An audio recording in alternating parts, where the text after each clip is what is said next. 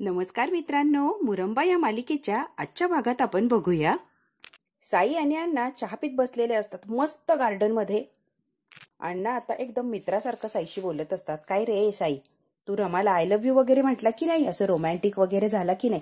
काय अण्णा तुम्ही पण कशाला ते आय लव्ह यू वगैरे? साई आता लाजलेला असतो.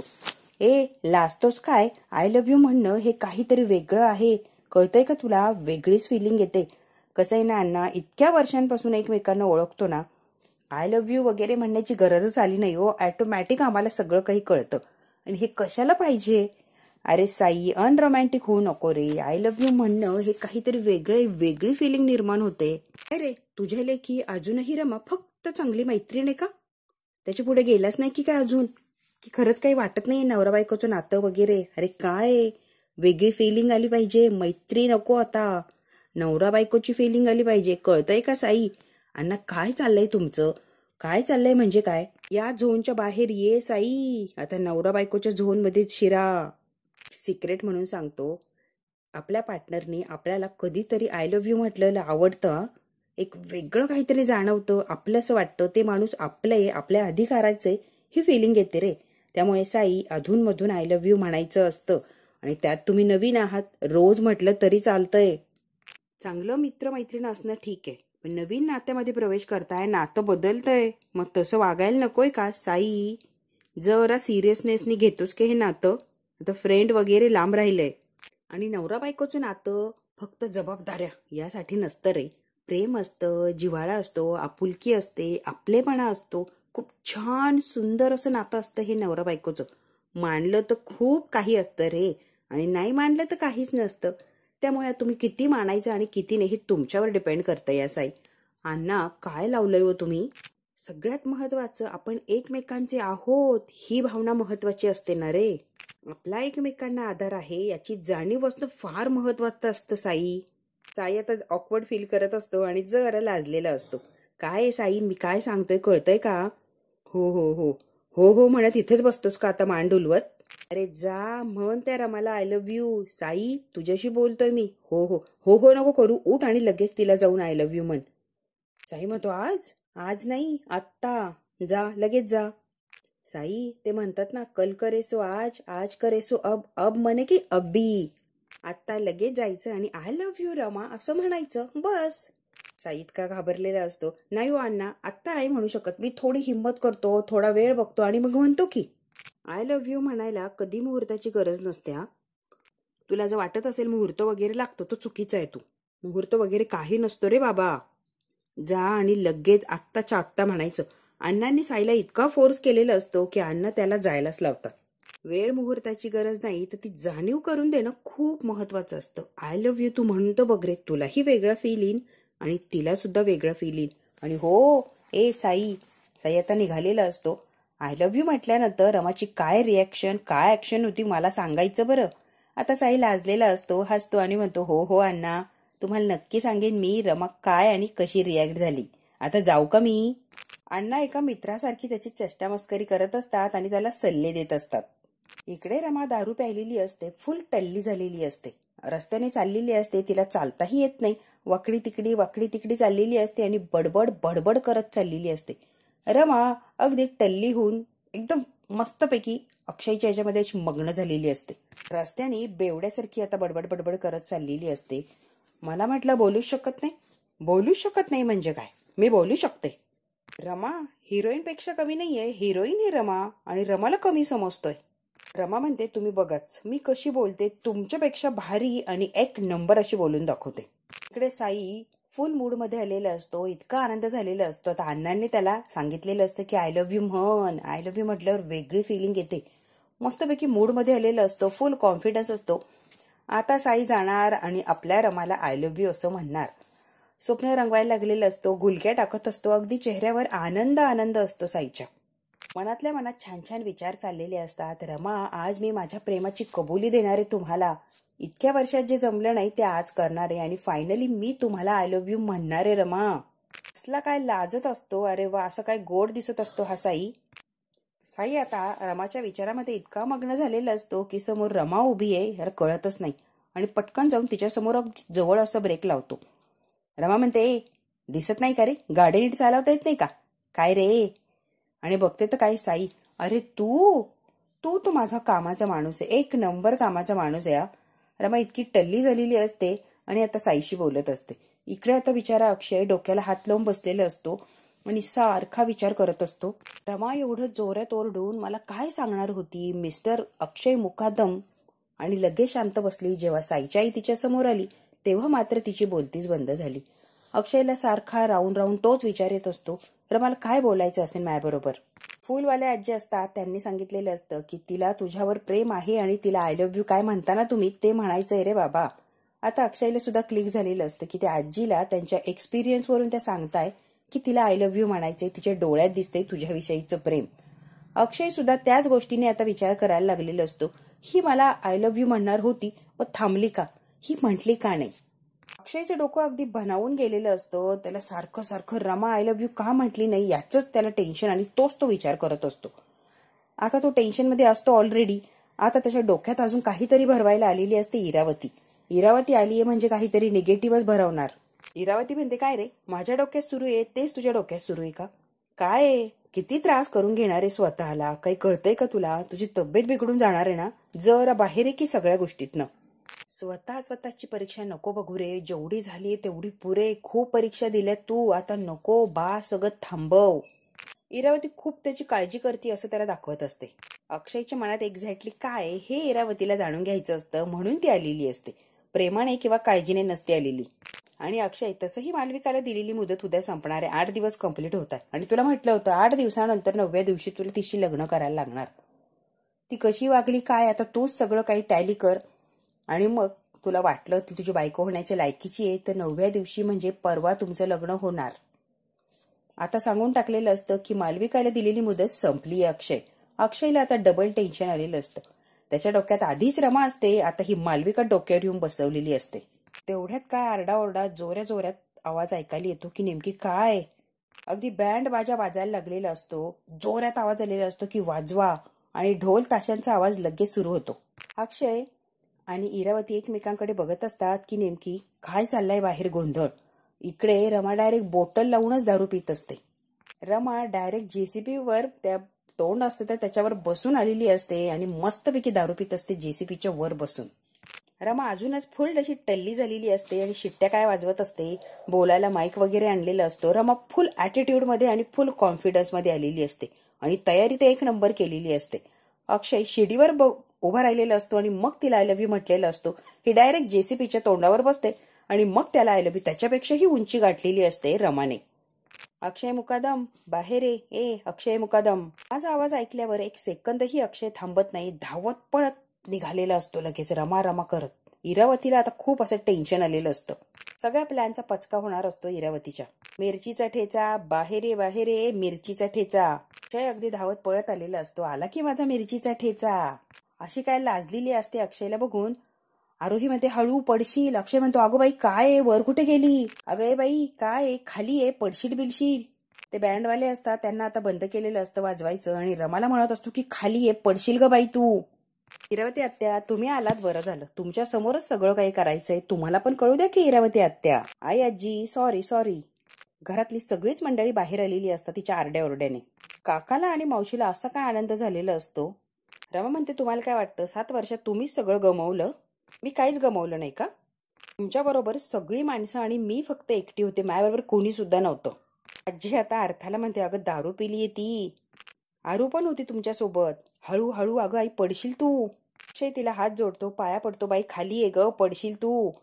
आरू तुमच्या बरोबर होती, तुम्ही सगळ्यांसोबत, मी फक्त एकटी होते. आता बोलता आता जेसीपीच्या तोंडामध्ये डायरेक्ट झोपलेलीच असते. तुम्हाला काय कळणार हो प्रेम काय असतं ते? मला विचारा की प्रेम काय असतं. रमा काहीही बडबडत असते. अगदी जोऱ्यात आवाज करून ती बोलायला लागलेली असते. सगळे आता हसतात. इरावती आणि मालविका एकमेकींना खुणावत असतात की ही पेली आहे, पूर्ण टल्ली झालेली आहे. अक्षय मुकादम तुम्ही रमाला ओळखलेच नाही, तेव्हाही आणि आत्ताही का ओळखलं नाही तुम्ही? रमा म्हणते, तुम्ही खूप मोठ्या गोष्टी करत होता ना, आणि तुमच्या प्रेमाची उंची तिकडे उभं राहून सांगत होता. तुमच्या उंचीपेक्षा सुद्धा उंच झालीये मी, कळतंय का माझ्या प्रेमाची उंची किती आहे? आजीला आता हसायला येत असतं रमाचं हे सगळं बघून. बघा, तुमच्यापेक्षा उंच उभं राहून तुम्हाला सांगणार आहे मी आज. इतकी जोरात किंचाळते आय लव्ह यू मिरचीचा ठेचा आणि लाजून हसायला लागलेली असते आता रमा. आय लव्ह यू मिरचीचा ठेचा तुम्हाला म्हणतीये मी. सगळे टाळ्या वाजवायला लागलेले असतात रमा जेव्हा आय लव्ह यू म्हणते तेव्हा. रमा आता अक्षयला म्हणते तुम्ही वर या माझ्याजवळ. रमा आता हळूहळू खाली उतरलेली असते आणि अक्षयला म्हणते तुम्ही वर यायचंय. अक्षय म्हणतो मी येऊ शकत नाही, मला फार भीती वाटते, मी येणार नाही, तुम्हाला यायलाच लागणार आहे. अगदी जबरदस्तीने त्याला ओढते आणि बसायलाच लावते. अक्षय म्हणतो मला उंचीची भीती वाटते, मी येणार नाहीये. काय हो, सगळं सांगायला लागतं, चला माझ्याबरोबर. 1 नंबर मिरचीचा ठेचा आहे तुम्ही. त्याचं गाल असे ओढत असते. सगळे आता हसायला लागलेले असतात, सगळे बघायला लागलेले असतात आणि त्याच्यामध्ये बॉटल सुद्धा ठेवलेली असते. बॉटल बघितल्यावर अक्षयला तर धक्काच बसतो. अक्षय दारूची बॉटल रिकामी करायला जातो. थोडी दारू असते ती खाली सांडते. वर घ्या दादा, अहो वर जायचंय आम्हाला, वर वर. सगळे हसायला लागलेले असतात. इरावती आणि मालविकाला जाम असं टेन्शन आलेलं असतं. हा काय तमाशा मांडला येणे. 1 दिवस राहिलेला असतो मालविकाचा. दुसऱ्या दिवशी रिझल्ट असतो, म्हणजे अक्षय हो किंवा नाही म्हणणार असतो तिच्याशी लग्न करायला. त्याच्या आधीच पचका करून टाकलेला असतो या रमाने. रमा म्हणते मी तुला सांगणार माझं तुझ्यावर किती प्रेम येते, म्हणजे मी तुला सांगणार आहे. आरोही आता शूटिंग घेत असते.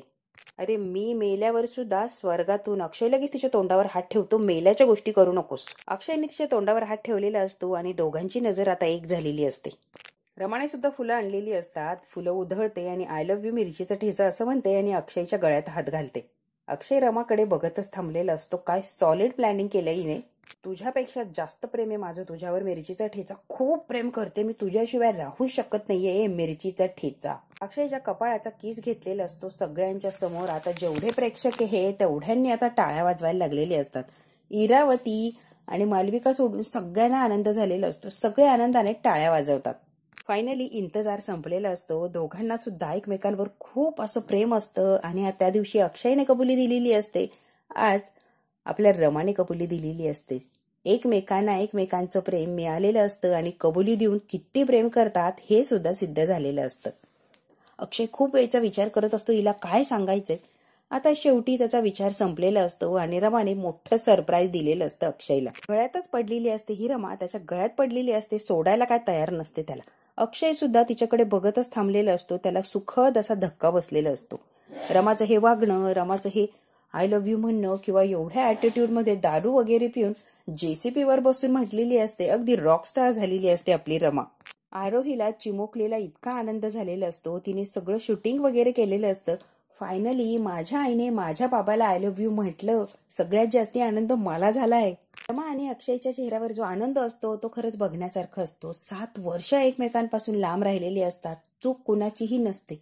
फक्त इरावतीने कारस्थान केलेलं असतं आणि हे दोघं इतके प्रेम करणारे, इतके विरुद्ध गेलेले असतात की एकमेकाचं तोंड बघायलाही तयार नसतात. पण शेवटी सगळं काही दूर झालेलं असतं. एकमेकांनी आय लव्ह यू म्हटलेलं असतं आणि आपल्या प्रेमाची कबुली दिलेली असते. त्यातल्या सगळ्यांनाच खूप असा आनंद झालेला असतो. मालविकाचा चेहरा मात्र बघण्यासारखा असतो. अगदी तिच्या थोबाडावर 12 वाजलेले असतात. एवढं कटकारस्थान करून इरावतीला साथ देऊन काहीही उपयोग झालेला नसतो. शेवटी विजय हा सत्याचाच होतो आणि सत्य हेच जिंकलेलं असतं. रमा आता सगळ्यांच्या समोर अगदी घट्ट अशी मिठी मारते अक्षयला. वाव. अक्षयने तेवढ्याच प्रेमाने रमाला जवळ घेतलेलं असतं. त्याने सुद्धा घट्ट अशी मिठी मारलेली असते. आता आपले खालचे प्रेक्षक परत टाळ्या वाजवतात आणि चेअरअप करायला लागलेले असतात. अरे मावशी काका तर नाचायला लागलेले असतात आनंदाने. ज्या उद्देशाने ते घरात आलेले असतात तो उद्देश साध्य झालेला असतो. रमा आणि अक्षयला एकत्र करायचं यासाठीच ते आलेले असतात आणि फायनली रमा आणि अक्षय एकमेकांना प्रेमाची कबुली देऊन एकत्र आलेले असतात. शेवटी काका आणि मावशीने जो प्लॅन केलेला असतो तो अगदी परफेक्ट आणि सक्सेस असा झालेला असतो. इतका आनंद झालेला असतो की ते नाचायला लागलेले असतात. आरोही अर्थात सगळेच आनंद व्यक्त करत असतात. ताराने मात्र कानाला हात लावलेला असतो. तिला फार त्रास होतो त्यांच्या आरड्याओरड्याचा किंवा ते हसत असतात त्या गोष्टीचा. उरलेली फुलं सुद्धा उधळून देत असते ही रमा. रमा अजिबात लाजत वगैरे नसते आणि जी फुलं आणलेली असते थोडीफार काही उरलेली असते ते सुद्धा अक्षयच्या अंगावर टाकत असते आणि आनंद व्यक्त करत असते. आता मात्र मालविकाच्या डोळ्यात पाणी आलेलं असतं. तिचा काही एक उपयोग झालेला नसतो. एवढा खटाटोप केलेला असतो. मालविका अगदी शून्य झालेली असते. काही तिच्या हातात राहिलेलंच नसतं. आता अक्षयच तिच्यावर प्रेम करत नाही. त्या घरात राहण्याचा काही एक अधिकार नसतो. इरावती आता मालविकाला खुणवते आणि डोळे वाटारते की बघ तिने काय करून दाखवलं ते तुला जमलं नाही. आता मालविका सुद्धा इरावतीकडे रागाने बघते. इकडे मात्र साई आणि साईच्या आईने इतकी खरेदी, इतकी शॉपिंग केलेली असते आणि साईच्या आईला आणि साईला इतका आनंद झालेला असतो. त्यांना माहितीच नसतं रमाचं तिकडं काय पराक्रम चाललाय. आता रमासोबत साईचा साखरपुडा करायचा म्हटल्यावर खरेदी वगैरे सगळं काही त्यांनी सुरू केलेली असते आणि खूप त्यांनी खरेदी केलेली असते. त्यांना माहितीच नसतं की रमा तिकडे आय लव्ह यू वगैरे म्हणतीये. इकडे मात्र साई आणि आई इतक्या आनंदात असतात. भरपूर अशी शॉपिंग केलेली असते कारण दणक्यात त्यांना साखरपुडा करायचा असतो. आता साईचा परत एकदा प्रेम हिरावलं जाणार असतं आणि नाराजगी त्याच्या पदरात पडणार असते. त्याला एवढी आशा अपेक्षा असते रमाकडून. आता रमा परत तेच करणार असते आणि अक्षयकडे गेलेली असते आणि बिचारा साई एकटा पडणार असतो. आता मात्र जेव्हा हे साईच्या आईला कळेल तेव्हा ती काय तमाशा घालणार. संध्या आता साईला म्हणते, सगळं सांगायला लागतं का रे, असे काय पोरं आहे रे हे. माय साईला असतो आणि माईला अशी घट्ट मिठी मारलेली असते. साईला इतका आनंद झालेला असतो. साईच्या चेहऱ्यावर फक्त हसूच असतं. खूप छान असं वाटत असतं कारण साईने सुद्धा तब्बल 7 वर्ष वाट बघितलेली असते रमाच्या प्रेमाची आणि 7 वर्षानंतर कुठे रमा लग्नाला तयार झालीये. या आनंदाने अगदी त्यांचा आनंद गगनातच मावत नसतो. संध्या सुद्धा खूप अशी तयारी करते आणि साई सुद्धा सगळं काही शक्य होईल तेवढी त्यांची तयारी चाललेली असते. अगदी जबरदस्त अशी तयारी दोघं करत असतात. माय थँक्यू बरं, तू आहेस म्हणून सगळं होऊ राहिलं बरं, नाही तर झालं नसतं. उद्या काय तुमच्यात म्हणतात ना ते आय लव्ह यू फिलव्ह यू म्हण आणि एकदाच तिला सांगून टाक. माय लय धाकधूक होऊ राहिली ग. ए पोट्ट्या, आता धाकधूक करायची नाही. 7 वर्ष वाट बघितली, आता वेळ घालवायचा नाही. उद्या म्हणायचं म्हणजे म्हणायचंय फायनली. साईची आई आज त्याला आधार देत असते, त्याचा कॉन्फिडन्स वाढवत असते. खरंच एक नंबर माई. आणि पटकन साई पाया पडलेला असतो. ए पोट्ट्या काय रे. इकडे आता अक्षयने हळूहळू त्या रमाला खाली उतरवलेलं असतं. तिला अंजारत गोंजारत रूम मध्ये आणलेलं असतं. तिला काही एक सूद राहिलेली नसते. अगदी वेडी झालेली असते ही रमा. आता कशी बशी त्याला सावरत बेडरूम मध्ये तर आलेली असते आणि फायनली अक्षयने तिला बेडरूम पर्यंत आणलेली असते. तिची बडबड चाललेलीच असते. म्हणते 7 वर्ष जे तुम्हाला सांगितलं नाही ना ते आत्ता सांगितलंय मी. कळालंय का तुम्हाला. 7 वर्ष मला सांगायचं होतं ते मी फायनली सांगितलंय तुम्हाला. सर्व सांगायचंय. तिला एक शब्दही बोलता येत नसतो तरीही ती प्रयत्न करत असते. अक्षय म्हणतो बरं काय सांगायचंय ना सगळं काही सांग मला. मिस्टर मिरचीचा ठेचा अक्षयचं आता शर्ट पकडलेलं असतं. तुम्हाला काय वाटलं मी बोलणार नाही, म्हणजे मी बोलू शकत नाही असं वाटलं का तुम्हाला. मी बोलू शकतीये पण मी बोलले, मी बोलून दाखवलं आणि मी करून दाखवलं. कळतंय का तुम्हाला. मिरचीचा ठेचा तुमच्यापेक्षा भारी बोलल्या. तुमच्यापेक्षा उंच गेले होते की नाही मी. तुम्ही सांगा गेले होते की नाही उंच मी. त्याचा शर्ट असं पक्का पकडलेला असतो आणि त्याच्या गळ्यात पडून ती झोपते. झोपले की आता मला झोपायचं नाहीये. मग आता त्याच्या गळ्याजवळच अशी झोपलेली असते शर्ट पकडून. त्यालाही तिचा स्पर्श हवासा वाटत असतो. तो सुद्धा तिला बिलगलेला असतो आणि हे काही छान असं दोघांनाही आपलंच वाटत असतं. घट्ट असं पकडलेलं असतं अक्षयने रमाला. ज्या दिवसाची वाट बघत होता फायनली तो दिवस त्याच्या आयुष्यात आलेला असतो. त्या गळ्यात पडूनच ही रमा झोपी गेलेली असते. आता त्याला जेव्हा कळतं की आता ही झोपलीये फायनली, हिची बडबड थांबलीये, तेव्हा अक्षयने हळूच तिला खाली बेडवर टाकलेलं असतं. व्यवस्थित बेडवर झोपवतो, तिच्या अंगावर टाकतो आणि तिच्याकडे बघत थांबलेला असतो. तिने मात्र अक्षयचा हात पक्का पकडलेला असतो. तो हात काही ती सोडायला तयार नसते. तिला आता कशीबशी झोपवून अक्षय तिथून चाललेला असतो. याला वाटतं की रमा झोपी गेलीये. ती जरी झोपेत असती तरी पण ती अक्षयला सोडायला काय तयार नसते. घट्ट असा हात तिने पकडलेलाच असतो अक्षयचा. झोपेत सुद्धा ती अक्षयला सोडत नसते. पक्का त्याचा हात पकडलेला असतो. अक्षय आता रमाला परत डोळे भरून बघतो आणि तिने कसा हात पकडलाय तेही अक्षय बघत असतो. दोन्ही हाताने त्याचा हात पकडते आणि त्याच्यावर गाल ठेवून अशी झोपलेली असते ही रमा. आता डायरेक्ट अक्षय खाली बसतो आणि तिच्याकडे एकटक बघत थांबलेला असतो. इतक्या दिवसांचं प्रेम फायनली उभारून आलेलं असतं. तिचे केस वगैरे जे तोंडावर आलेले असतात ते जरा दूर करतो अक्षय आणि शांतपणे तिला बघत बसलेला असतो. फायनली अक्षयही बोललेला असतो की रमा हे नातं आता कधीच तुटणार नाही. आता नातं अजूनच घट्ट झालंय. आता आपण वेगळे काय होणार नसतो. अक्षयला खूप छान वाटत असतो. तो रमाकडे एकटक असा बघत बसलेला असतो. मित्रांनो, हा भाग इथेच संपला. पुढच्या भागात काय होणार आहे अगदी आपण थोडक्यात बघूया. दुसऱ्या दिवशी सकाळीची दारू वगैरे सगळी काही गेलेली असते. ती नॉर्मल झालेली असते रमा. जे काय झालं ते नशेत घडलं, त्याला काय अर्थ नव्हता, त्यामुळे एवढं काही सिरियसली घेऊ नका कोणी. अक्षय आता तिचा हात पकडतो आणि स्वतःजवळ तिला खेचतो. आता शुद्धीत आहे ना, शुद्धीत बोल. आता तू माझ्यावर कधीच प्रेम केलं नाहीये किंवा कधीच प्रेम करत नव्हतीस का. अक्षयला काही एक उत्तर देत नाही आणि रमा शांत उभी राहते. आता साईच्या आईने तिला फोन केलेला असतो. काय गे पोट्टे, इकडे घरी उगवणार होतीस, कुठे गायब झालीस? उगव की. आज साईला भेटायचं होतं ना तुला, मग कधी उगवतीयस? हो काकू आले, मी ऍक्च्युली एका कामामध्ये बिझी झाले होते. ए पोट्टे, उगव की आता. ते साईच्या आईचं जरा रूडली बोलणं ती जरा घाबरते. गुरुजी असतात, गुरुजी म्हणतात मनात जे वादळ उठलंय ना ते वादळ शांत कर आणि एक काय तो निर्णय घे पोरी. आता रमाला सुद्धा अवघडल्यासारखं होतं, काय निर्णय घेऊ आणि काय नाही, तीही आता गोंधळात सापडलेली असते. रमाला अक्षयलाही खरं काय ते सांगायचं किंवा साईला सुद्धा एक निर्णय द्यायचा असतो.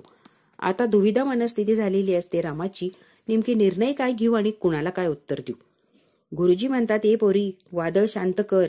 गुरुजी तुम्ही कौल लावा, मग कौल मध्ये जे उत्तर येईल ते उत्तर मी स्वतः स्वीकारेल आणि त्याच्यावरच काय तो निर्णय घेईल. देव बाप्पा योग्य तो मार्ग दाखव, योग्य तो निर्णय घ्यायला मला बळ दे, हिंमत दे. कारण माझ्या मनात इतका गोंधळ निर्माण झालाय, मलाच कळत नाहीये मी काय करतेय किंवा काय वागतीये. रमा खूप गोंधळून आणि घाबरून गेलेली असते. रमाने आता कौल लावलेला असतो, एका बाजूचं पडलं तर साई, या बाजूचं पडलं तर अक्षय. आता बघूया देवबाप्पा काय कौल देणार आणि रमा त्या कौल जो आहे तो स्वीकारून समोरच्याला काय ती उत्तर देणार. मित्रांनो, रमाची ही घालमेल शांत होणार का? रमाला योग्य तो जोडीदार मिळणार का? रमाचं आयुष्य परत छान आणि व्यवस्थित असं होणार की रमा काहीतरी चुकीचा निर्णय घेऊन आयुष्यभर फडफडच करत राहणार आहे? आता बघूया रमाच्या आयुष्यात नेमकी काय आणि कशी उलगडल होणार आहे. या सगळ्या उत्तरांची प्रश्नांची उत्तरं जर हवी असेल तर बघायला लागणार उद्याचा भाग. हा भाग इथे संपला. व्हिडिओ आवडल्यास लाईक, शेअर, सबस्क्राईब नक्की करा. धन्यवाद.